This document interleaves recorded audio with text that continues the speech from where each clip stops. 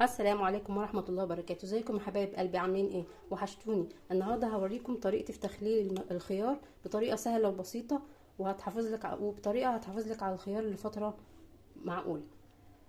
عايزة تعرفي ازاي؟ اتفرجي على الفيديو للاخر، ما تنسيش تعملي لايك وتشتركي في القناة عشان يوصلك كل جديد. يلا نبدأ.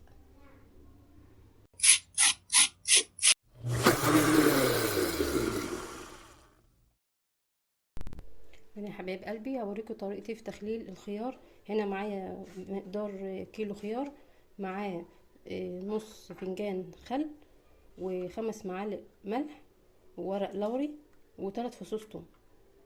وطبعا كل ما بتضاعف الكميه كل ما بتزيد المقادير بتاعتها. هنا انا بحب اعمل الخيار كامل، مش بقطعه عشان يقعد معايا فتره طويله. يعني ممكن بالكميه دي بمقدار اسبوع بالكتير، وبيبقى بنفس بيبقى ماسك من جوه وجميل. وهنا بقى انا بروح هنا مفتحاه، بعمل له بس شقه كده عشان يمتص المحلول اللي انا هعمله له. شقه بسيطه خالص علشان ما يتهريش منه، عشان لما تيجي تقطعيه بقى ساعه الاكل بيبقى من جوه متماسك، ما بيبقاش ناعم.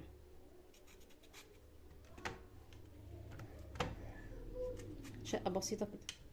وبعدين هملى البرطمان ده ميه وادوب فيه الملح. هنا يا حبايب قلبي بعد ما دوبت الملح في الميه بحط نص فنجان الخل، وبعدين ارص الخيار في البرطمان بالطريقه دي.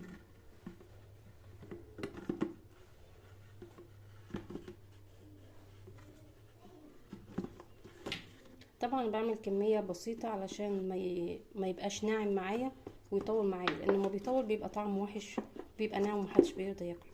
فانا بعمل كميه معقوله وما بتكفيني. لو عايزه اعمل تاني بعمل برطمان بسيط. اللي عايزه بقى تعمل كميه كبيره بتعملها بتضاعف المقدار وتضاعف المقادير بتاعته.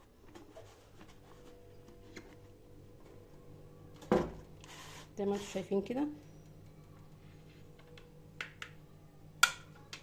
اصب الميه،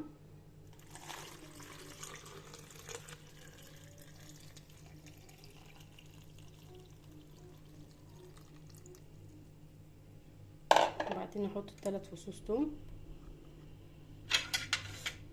وورق اللوري. طبعا كل دي بتبقى منكهات بتدي طعم للخيار بس. اخر حاجه بقى بحط على الوش مقدار معلقه زيت برضو عشان تحافظ لي عليه.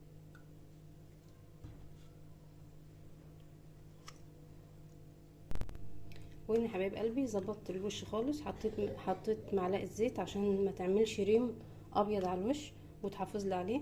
وحطيت توم علشان تدي طعم للمخلل، وورق اللوري برضو بيدي ريحه وطعم للمخلل. هقفله بقى يومين 3 بالكتير واطلعه اكل منه. لو عجبكم الفيديو وعجبكم طريقتي في المخلل ما تنسوش تعملوا لايك وتشتركوا في القناه عشان يوصلكوا كل جديد. مع السلامه.